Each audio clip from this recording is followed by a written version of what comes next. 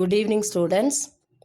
இதுக்கு முன்னாடி உள்ள பார்ட் செகண்ட் லெசனுடைய நேஷனல் இன்கம்ல படிச்சிருப்பீங்கன்னு நம்புகிறேன். இப்போ நம்ம இம்பார்ட்டன்ஸ் ஆஃப் நேஷனல் இன்கம் பற்றி பார்க்க போகிறோம். First one, to know the relative importance of the various sectors of the economy and their contribution towards national income. From the calculation of national income, we could find how income is produced, how it is distributed, how much is spent, saved or taxed. அதாவது பல்வேறு துறைகளின் முக்கியத்துவம் பற்றி அத்துறைகளின் பங்களிப்பு பற்றியும் அறிய முடிகிறது. அடுத்து, எவ்வாறு உற்பத்தி செய்யப்படுகிறது, உற்பத்தி செய்ததை எப்படி பகிர்ந்தளிக்கிறாங்க, பகிர்ந்தளித்ததை எப்படி செலவு செய்கிறாங்க, எப்படி சேமிக்கிறாங்க, எப்படியெல்லாம் வரி விதிக்கிறாங்கங்கிறத பற்றி தெரிகிறதுக்கு யூஸ் ஆகுது. Second, to formulate the national policies such as monetary policy, fiscal policy and other policies. The proper measures can be adopted to bring the economy to the right path with the help of collecting national income data. Second அப்படின்னு பார்க்கும்போது, தேசிய அளவிலான பணவியல் மற்றும் பொது நிதி கொள்கைகளை உருவாக்கவும் பொருளாதாரத்துறை சரியான பாதையில் இட்டு செல்லவும் உதவுகிறது. Third one, to formulate planning and evaluate plan progress. It is essential that the data pertaining to a country's gross income, output, saving and consumption from different sources should be available for economic planning. அதாவது திட்டமிடுவதற்கும் திட்டத்தின் விளைவுகளை மதிப்பிடுவதற்கும் மொத்த வருமானம், உற்பத்தி, சேமிப்பு, நுகர்ச்சியினுடைய அளவு முதலியவற்றை அறிந்து கொள்ளவும் பயன்படுகிறது. Then fourth one, to build economic models both in short run and long run. குறுகிய மற்றும் நீண்ட கால மாதிரிகளை உருவாக்க பயன்படுகிறது. To make international comparison, interregional comparison and intertemporal comparison of growth of the economy during different periods. அதாவது துறை வாரியான பொருளாதார விவரங்களையும் நாடுகள் மற்றும் வட்டாரங்களின் தேசிய வருவாயை பற்றி தெரிந்து கொள்ளவும் உதவுகிறது. Sixth one, to no a countries per capita income which reflects the economic welfare of the country. அதாவது ஒரு நாட்டில் இருக்கக்கூடிய தலா வருமானத்தை கணக்கிடவும் பொருளாதார நலனை அறியவும் பயன்படுகிறது. Seventh one, to know the distribution of income for various factors of production in the country. அதாவது பல்வேறு உற்பத்தி காரணிகளுடைய பகிர்வை பற்றி தெரிந்து கொள்ளவும் பயன்படுகிறது. Eighth one, to arrive at many macroeconomic variables, namely tax, GDP ratio, current account deficit, GDP ratio at fiscal deficit, GDP ratio, debit, GDP ratio, etc. அதாவது நடப்பு கணக்கை பற்றி இதில் இருக்கக்கூடிய பற்றாக்குறைகள், வரி விதிப்பு, நிதி பற்றாக்குறைகள், கடன் விகிதம் போன்றவற்றை பற்றி அறியவும் பயன்படுகிறது. Next one, difficulties in measuring national income. In India, a special conceptual problem is posed by the existence of a large, unorganized and non-monetized subsistence sector, where the barter system still prevails for transacting goods and services. Here, a proper valuation of output is very difficult. அதாவது India ஒரு ஒழுங்குபடுத்தப்படாத அன்றாட பிழைப்பை நடத்தும் சிறு தொழில்களையும் மற்றும் பண்டமாற்று அங்காடிகளையும் உள்ளடக்கிய நாடு. எனவே தேசிய வருவாயை மதிப்பீடு செய்வதில் சில சிரமங்கள் உண்டு. Methods of measuring national income: transfer payments, Second one, difficulties in assessing depreciation allowance. Third one, unpaid services. Fourth one, income from illegal activities. Next one, protection for self-consumption and changing price. Next, capital gains, statistical problems. Difficulties. First one, transfer payments. Government makes payments in the form of pensions, unemployment allowance, subsidies, etc. These are government expenditure, but they are not included in the national income. அதாவது transfer payments means மாற்று செலுத்துதல்கள், அதாவது அரசாங்கம் வழங்கக்கூடிய ஓய்வூதியம், வேலையில்லாமைக்கான உதவி, மானியங்கள் அனைத்தும் அரசின் செலவுகள். ஆனால் இந்த செலவுகளை எல்லாம் தேசிய வருவாயில் சேர்க்க முடியாது. During a year, interest on national debt is also considered transfer payments because it is paid by the government to individuals and firms on their past savings without any productive work. அதாவது தேசிய கடனுக்காக செலுத்தப்படும் வட்டி இந்த கணக்கில் எடுத்துக்கொள்ளப்படுது. Next one is difficulties in assessing depreciation allowance. The deduction of depreciation allowances, accidental damages, repair and replacement charges from the national income is not an easy task. It requires high degree of judgment to assess the depreciation allowance and other charges. அதாவது deduction of depreciation அப்படின்னு சொல்லும்போது தேய்மானம், அதாவது வருஷம் கணக்கில் ஓடக்கூடிய மெஷின்ஸில் இருக்கக்கூடிய தேய்மானம், அந்த தேய்மானத்துக்கு கொடுக்கக்கூடியது, விபத்தினால் ஏற்பட்ட விபத்துக்கு கொடுக்கக்கூடிய இழப்பீடுகள், மற்றும் ரிப்பேர் அப்படின்னு சொல்லும்போது பழுதாகி இருக்கக்கூடிய மெஷின்ஸை சரி பண்ணதுக்கு கொடுக்கக்கூடிய சார்ஜஸ், இது எல்லாமே அரசாங்கத்துக்கு என்ன அப்படின்னு பார்த்தீங்கன்னா இது ஒரு தேய்மானத்தினால் ஏற்படக்கூடிய மதிப்பு. இதை ஈஸியாக என்ன செய்ய முடியாது, மதிப்பீடு செய்ய முடியாது, ஈடுகட்டவும் முடியாது. இது requires high degree of judgment, அதாவது அதிக கவனத்துடன் சரியான மதிப்பீடு செய்து தான் இதையெல்லாம் கழிக்க முடியும். Next one, unpaid services. A housewife renders a number of useful services like preparation of meals, serving, tailoring, mending, washing, cleaning, bringing up children, etc. அதாவது பணம் செலுத்தப்படாத சேவைகள் அப்படின்னு சொல்லும்போது நம்ம அம்மாங்களை எடுத்துக்கலாம். வீட்டில் இருக்கக்கூடிய அம்மாங்க, அவங்க ஏராளமான வேலை செய்கிறாங்க, ஆஃபீஸ்லேயும் வேலை செய்வாங்க அல்லது வெளியே வேலைக்கும் போவாங்க. அதே நேரம் வீடுகளை எடுத்துக்கிட்டோன்னா ப்ரிப்ரேஷன் ஆஃப் மீல்ஸ், சாப்பாடு ரெடி பண்ணுறது, அதை பரிமாறி கொடுக்கறது, இது தேவையான சின்ன சின்ன தையல் வேலை செய்கிறது, அதே நேரம் பழுது பார்க்குறது, வாஷிங் துவைக்கிறது, சுத்தம் பண்ணுறது, அடுத்து ஸ்கூலுக்கு அனுப்புகிற குழந்தைங்களை எடுத்துகிட்டு வர்றது, இப்படி ஏகப்பட்ட வேலை செய்வாங்க. இது கூட வெளியவும் வேலை செய்வாங்க. ஆனால் இந்த வேலைகளெல்லாம் செய்கிறதுனால பார்த்தீங்கன்னா டைரெக்டாக அவங்களுடைய வேலைக்கு எந்த பணமும் கொடுக்க மாட்டாங்க. அப்படி அதை என்ன செய்கிறாங்கன்னா அது தேசிய வருமானத்தில் சேரவும் செய்யாது. Affection of housewife in performing her domestic work cannot be measured in monetary terms. அதாவது அவங்க எந்த விதமான பண வருமான எதிர்பார்ப்பும் இல்லாமல் நட்பு, அன்பு, பாசம், மரியாதை அப்படின்னு சொல்லக்கூடிய பல வார்த்தைகளுக்கு கட்டுப்பட்டு அவங்க என்ன செய்கிறாங்க, வேலை செய்கிறாங்க. இது தவிர என்ன செய்கிறாங்க அப்படின்னு பார்த்தீங்கன்னா services to their friends, painting, singing, dancing, etcetera, இப்படி தங்களை அர்ப்பணிப்போடு என்ன செய்கிறாங்க, நிறைய வேலை செய்கிறாங்க.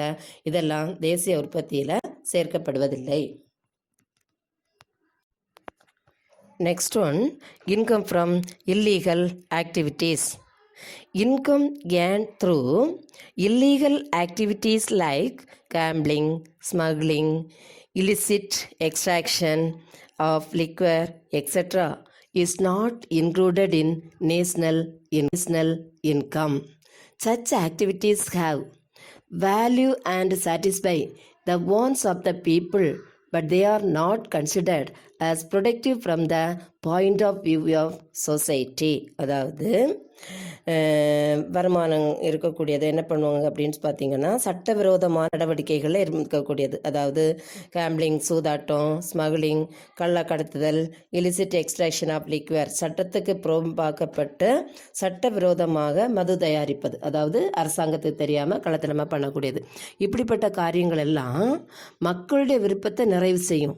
ஆனால் என்பதற்காகவோ சமுதாய ரீதியில் உற்பத்தியை சார்ந்தது என்று எடுத்துக்கொள்ள முடியாது. அதாவது திருட்டுத்தனமாக செய்து மக்களுடைய விருப்பத்தை நிறைவேற்றும்.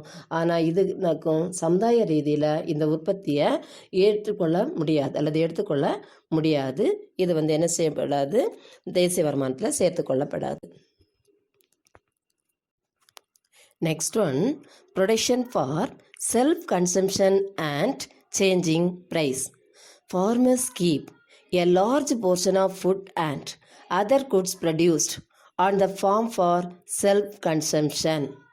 The problem is whether that part of the produce which is not sold in the market can be included in national income or not. அதாவது உற்பத்தி செய்ய விவசாயிகள் என்ன செய்வாங்கன்னா, அவங்க உற்பத்தி செய்ததில் ஒரு பங்கை அவங்களுடைய சுய நுகர்வுக்காக, அதாவது அவங்களுடைய சொந்த செலவுக்காக ஒதுக்கி வச்சுருவாங்க. அப்படி அவங்க ஒதுக்கி வைக்கக்கூடியது என்ன அப்படின்னு பார்த்தீங்கன்னா, இங்கே நேஷ்னல் இன்கம்த்தில் கணக்குக்கு வராது. Then national income by product method is measured by the value of final goods and services at current market prices.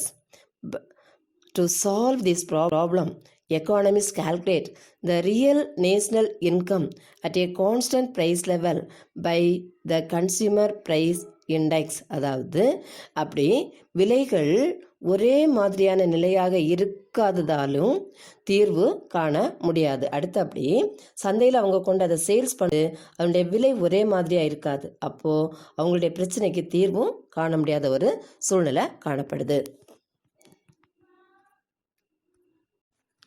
Next one, capital gains, மூலதன லாபம். The problem also arises with regard to capital gains. Capital gains arise when a capital asset such as a house, other property, stocks or shares, etc.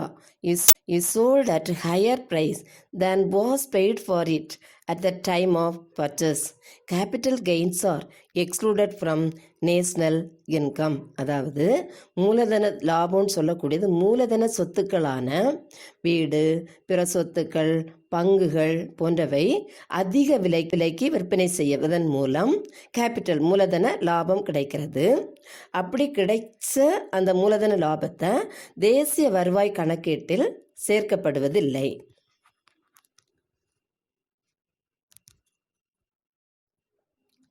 Next one, statistical problem, புள்ளி விவர சிக்கல். There are statistical problems too. Great care is required to avoid double counting. அதாவது புள்ளி விவர சிக்கல் என்ன செய்கிறோன்னா, ஒரே விவரத்தை பல முறை கணக்கில் சேர்க்கிறது, நம்பகத்தன்மையான ஆட்கள் இல்லாதது, புள்ளி விவரங்கள் கிடைக்காதது, இதெல்லாம் மிக முக்கிய காரணமாக காணப்படுது. Skill and efficiency of the statistical staff and cooperation of people at large are also equally important in estimating national income. அதாவது அர்ப்பணிப்பு இல்லாமல், சரியான டேட்டாவை கலெக்ட் பண்ணாமல், திறன் குறைந்த வேலைக்காரங்க, இப்படிப்பட்டவங்க எல்லாம் இருக்கிறதுனால நிறைய ப்ராப்ளம்ஸ் இருக்குது. First one, accurate and reliable data are not adequate as farm output in the subsistence sector. It is not completely formed. In animal husbandry, there are no ethnic production data available. கால்நடை துறைகளின் புள்ளி விவரங்கள் சரியாக கிடைக்காமை. Different languages, customs etcetera, பல்வேறு மொழி மற்றும் கலாச்சார மாற்றங்களினால் ஏற்படக்கூடிய சீரழிவுகள். People in India are indifferent to official inquiries. அரசு அலுவலர்கள் மக்களிடம் சுமூகமான உறவு இல்லாத காரணம். Most of the statistical staffs are untrained and inefficient. அதாவது பயிற்சியற்ற மற்றும் திறமையற்ற அலுவலர்கள் அதிகமாக இருக்கக்கூடியதெல்லாம் இதற்கான முக்கிய காரணமாக காணப்படுகிறது. Next one, national income and social accounting. National income is also being measured by the social accounting method. Under this method, the transactions among various sectors such as farms, households, government, etc. are recorded and their interrelationships traced. The social accounting framework is useful for economists as well as policy makers because it represents the major economic flows and statistical relationship among various sectors of economic system. It becomes possible to forecast the trends of economy more accurately. அதாவது சமூக கணக்கிடுதல் முறையில் நிறுவனம், குடும்பங்கள் மற்றும் அரசு போன்ற அமைப்புகளின் பரிமாற்றங்கள் பதிவு செய்யப்படுகின்றன. அவ்வாறு அவைகளை பதிவு செய்யும் போது அவைகளின் தொடர்புகள் கண்டறியப்படுகின்றன. இரண்டாவது, பொருளியல் வல்லுநர்களுக்கு கொள்கைகளை உருவாக்க பயனுள்ளதாக காணப்படுகிறது. பொருளாதார அமைப்பின் பல்வேறு துறைகளுக்கு இடையேயுள்ள புள்ளியியல் மற்றும் பொருளாதார காரணிகளுக்கு இடையேயுள்ள தொடர்புகளை விளக்குகிறது. எதிர்கால பொருளாதார நிலையை துல்லியமாக கணிப்பதற்கும் உதவுகிறது. Next one, social accounting and sector. The economy is divided into several sectors. A sector is a group of individuals or institutions having common interrelated economic transactions. The economy is divided into the following sectors. அதாவது இந்த social accounting sector அப்படின்னு சொல்லும்போது சமூக கணக்கெடுதல் மற்றும் துறைகள் மூலம், அதாவது இங்கே செவரல் செக்டர்ஸ், ஏராளமான செக்டர்ஸ் இருக்குது. இதில் மெயினாக குரூப் ஆஃப் இண்டிவிஜுவல்ஸ், தனிநபர்கள், இன்ஸ்டிடியூஷன்ஸ், நிறுவனங்கள், இவங்க எல்லாம் சேர்ந்து ஒன்றுக்கொன்று தொடர்புள்ளது தான் சொல்கிறோம். இதில் என்னென்னா ஃபேம்ஸ் நிறுவனங்கள், ஹவுஸ்ஹோல்ட்ஸ் குடும்பங்கள், கவர்மெண்ட் அரசு, ரெஸ்ட் ஆஃப் த வேர்ல்டு வெளிநாட்டு வாணிபம் அண்ட் கேபிட்டல் செக்டார் மூலதன துறை, இதெல்லாம் சேர்ந்ததை தான் சமூக கணக்கிடுதல் முறையில் நம்ம இன்க்ளூட் பண்ணுறோம். Next one, farms undertake productive activities. Thus they are all organizations which employ the factors of production to produce goods and services. அதாவது இங்கு உற்பத்தி காரணிகளை பணியில் அமர்த்தி பண்டங்கள் மற்றும் பணிகளை உற்பத்தி செய்கின்றன. Second one, household R consuming entities and represent the factors of production who receive payment for services rendered by them to firms. Household consume the goods and services that are produced by the firms. அதாவது குடும்பங்கள் தங்கள் உழைப்பினை அளித்து கூலியை பெற்று பண்டங்கள் மற்றும் பணிகளை வாங்குகின்றன. ஆனால் நிறுவனங்கள் குடும்பங்களின் பணியை பெற்று கூலியை தருகின்றன.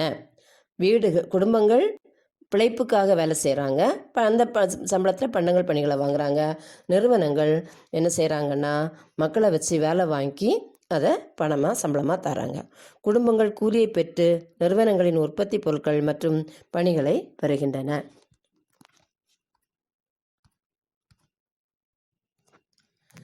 Next one, the government sector. Government sector refers to the economic transaction of public bodies at all levels, center, state and local. அதாவது அரசு துறை அப்படின்னு சொல்லும்போது இது என்ன செய்யுது அப்படின்னு பார்த்தீங்கன்னா பப்ளிக் பாடிஸ் எல்லா நிலையும் என்கேஜ் பண்ணும். Central level, state level and local level, அதாவது central government, state government, local government சொல்லுவேல அந்த மாதிரி. In their work concerning social accounting, Ede and Peacock have defined government as a collective person that purchases goods and services from firms. அதாவது எடே and பீகாக்குன்னு சொல்லக்கூடியவங்க என்ன சொல்கிறாங்கன்னா, அரசு என்பது ஒன்று சேர்க்கப்பட்ட நபர்கள், அவங்க சேர்ந்து என்ன செய்கிறாங்க, பண்டங்கள் பணிகளை ப்ரொடியூஸ் பண்ணுறாங்க. The purchases may be financed through taxation, public borrowings or any other fiscal means. அப்படின்னா இவங்க எல்லாரும் சேர்ந்து கடன் மூலமாக நிதிகளை திரட்டி வரிகள் மற்றும் பண்டங்கள் பணிகளை வாங்குறாங்க. The main function of the government is to provide social goods like defence, public health, education. இதில் அரசு துறையினுடைய முக்கிய பங்கு என்ன அப்படின்னு பார்த்தோன்னா, டிஃபென்ஸு பாதுகாப்பு, பப்ளிக் ஹெல்த்து மக்களுடைய நலனுக்காக பணம் செலவு பண்ணக்கூடியது, படிப்புக்காக பணம் செலவு பண்ணக்கூடியது, இப்படிப்பட்ட காரியங்களை அதிகமாக செய்யுது அரசாங்கம்.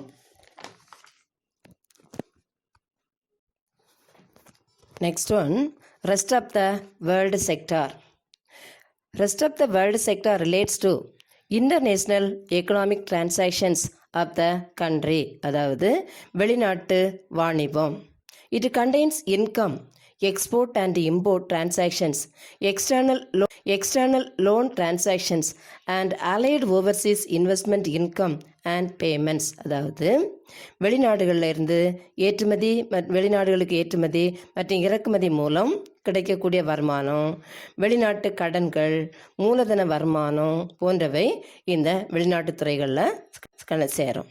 Next, capital sector. Capital sector refers to saving and investment activities.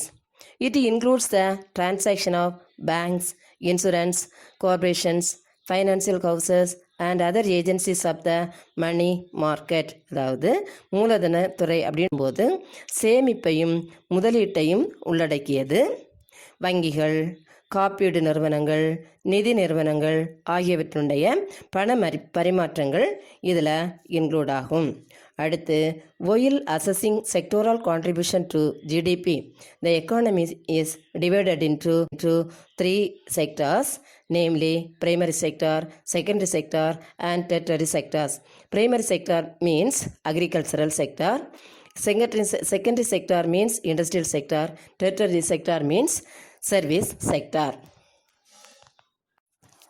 Next one, national income and welfare.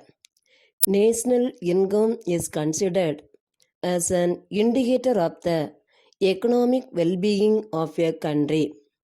The economic progress of countries is measured in terms of their GDP per capita and their annual growth rate. அதாவது ஒரு நாட்டினுடைய வளர்ச்சியும் பொருளாதார அந்தஸ்தும் தேசிய வருவாயை பொறுத்து அமையும். A country with a higher capita income is supposed to enjoy greater economic welfare with a higher standard of living. ஒரு இருக்கக்கூடிய தலைவீத வருமானம் அதிகரிக்கிறது என்பதால் பொருளாதார நலன் அதிகரிக்கும் என்பது சாத்தியமில்லை. But the rise in GDP or per capita income need not always promote economic welfare. The per capita income is an index of economic welfare, suffers from some limitations. அதாவது ஒரு நாட்டினுடைய ஜிடிபி கிராஸ் டொமஸ்டிக் ப்ராடக்ட் அல்லது per capita income need not always promote, அதாவது எல்லா நேரமும் பொருளாதார நலனை increase பண்ணணும் அல்லது ப்ரமோட் பண்ணணும் என்கிறது முக்கியம் அல்ல. இதில் பல குறைகளும் காணப்படுகிறது. Next, limitations of economic welfare. First one, the economic welfare depends upon the composition of goods and services provided. அதாவது பொருட்கள் மற்றும் பணிகள் பொது நலனை சார்ந்து காணப்படுகிறது. Second one, higher gross domestic product with greater environmental hazards such as air, water and soil pollution will be little economic welfare, அதாவது மாசுபடுவதினால் பொதுநலன் குறைகிறது. Third one, the production of war goods will show the increase in national output but not welfare. இராணுவ தளவாடங்களை உற்பத்தி அதிகரிப்பதனால் பொதுநலன் குறைகிறது. Fourth one, an increase in per capita income may be due to employment of women and children or forcing workers to work for long hours, but it will not promote economic welfare. கட்டாயப்படுத்தி அதிக வேலை செய்ய வைப்பதால் தலாவிகித வருமானம் அதிகரிக்கும், ஆனால் பொதுநலன் குறையும். Therefore, the physical quality of life index is considered a better indicator of economic welfare. அதாவது physical quality of life index இது வந்துனால என்ன அப்படின்னா ஒரு நல்ல பொருளாதார நலன் உருவாகும். இதில் என்னெல்லாம் இன்க்ளூட் ஆகும் அப்படின்னு பார்த்தீங்கன்னா, standard of living, life expectancy at birth and literacy, அதாவது ஸ்டாண்டர்ட் ஆஃப் லிவிங் வாழ்க்கை தரம் இதாகும், லைஃப் வாழும் காலம் அதிகப்படும், தென் பெர்த் ரேட்டு, லிட்ரஸி எழுத்தறிவு எல்லாம் மாற்றங்கள் உருவாகும். Next one, national income and erosion of national wealth. For achieving higher GDP, larger natural resources are being depleted or damaged. This means reduction of potential for future growth. அதாவது நாட்டின் வளங்கள் குறைக்கப்படுகிறது அல்லது சேதப்படுத்தப்படுகிறது. Hence, it is suggested that while assessing national income, loss of natural resources should be subtracted from national income. அதாவது இந்த national இன்கத்தை அரிக்கிறது அல்லது குறைக்கிறதுனால என்ன நடக்கும்னா எதிர்கால வளர்ச்சி பாதிக்கப்படுகிறது. Next, national income in terms of US dollar. When Indian national income is expressed in terms of US dollar, the former looks very low. அதாவது இந்திய தேசிய வருமானத்தை அமெரிக்காவுடைய டாலர் அடிப்படையில் சொல்லும்போது என்ன நடக்கும்னு பார்த்தீங்கன்னா, வாங்கும் சக்தியின் அடிப்படையில் அளவிட்டால் இந்திய தேசிய வருமானம் அதிகமாக காணப்படும். அதாவது purchasing power parity method is adopted, India looks better. அதாவது 3P அப்படின்னு சொல்லும்போது பர்ச்சேசிங் பவர் பேரிட்டி, வாங்கும் தன்மை என்ன செய்யணும்னா அதிகமாக காணப்படும், வருமானத்தின் அடிப்படையில் அதிகமாக காணப்படும். Next, social and environmental cost.